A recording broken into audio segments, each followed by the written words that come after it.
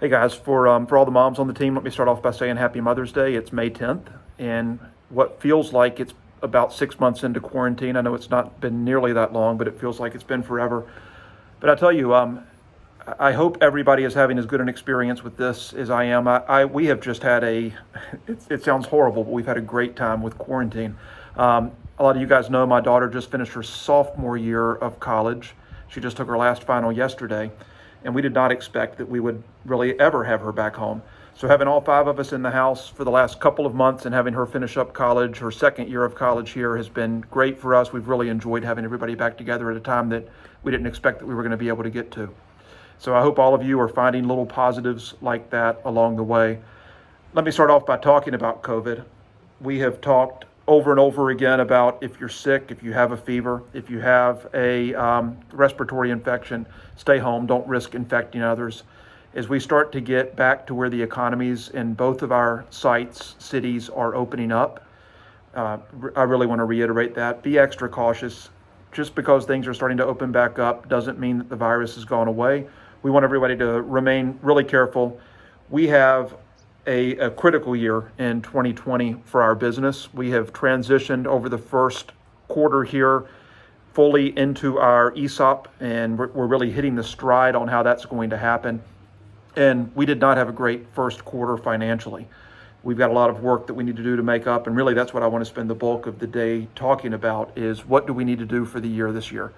So when we look at 2020, we have got to find a way to get to $24 million in revenue. And that's going to be $14 million in Kansas and $10 million in Huntsville. And that breakout is not by accident. The breakout is done that way because of the contracts that we have in place and the schedules that Sharice and Federico have laid out. And we know that the work is there for us to be able to do that, but we also know that at both sites we need to ramp up, and we're going to have to make some changes and add some staff and do things in a different way than what we've done them before in order for us to be able to achieve those goals. Just about a week ago, Dan, Michelle, and I had our first quarterly of the year. We normally do these once every 3 months. Because of the ESOP transition and the coronavirus, we missed one early in the year. So it was like right at the end of April, beginning of May when we had our first one. We came up with 4 things that we want to accomplish over the next 3 months, and I want to share those with you today. So 2 of those are going to happen organization-wide, one for Armor and one for Macrolite. I'll start off with the 2 that are going to be organization-wide. The first is we're going to develop and put in place new productivity and revenue metrics for both of the sites. So Michelle is going to be responsible for this. We've done revenue and productivity metrics before where we've tracked the amount of revenue that went out per month and the number of man hours that it took to do that. We're going to have a variation of that Michelle's going to develop over the next 3 months, and that'll be rolled out site-wide for both sites where you'll be able to see them. Federico and Mike will be held accountable to those, and we'll share those with everybody as we get them developed.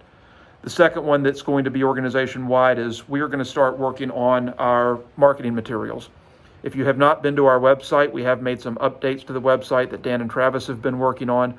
We're going to continue those and continue making brochures and figuring out how do we most effectively communicate to customers like Boeing and Lockheed on the defense side, and like Satco, Nordisk, and UPS on the composite side.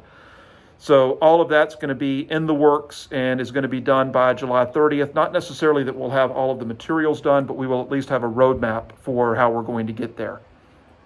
For the 2 site-specific ones, on the Huntsville side, we are going to come up with a playbook that is going to outline exactly what we're going to do with ceramics. Ceramics are by far the largest cost in Huntsville, and we believe that if we were to buy bigger pieces of ceramics and cut or grind them ourselves, that we could get more efficiency, better nesting, better use of the ceramics without having to have as much scrap and waste as we have today. So we're going to lay out exactly how we're going to do that in terms of how much of that work is going to come in-house versus how much are we going to rely on our vendors to do. And then on the Macrolite side, the big initiative is to reduce the cost of Macrolite by 8% this quarter.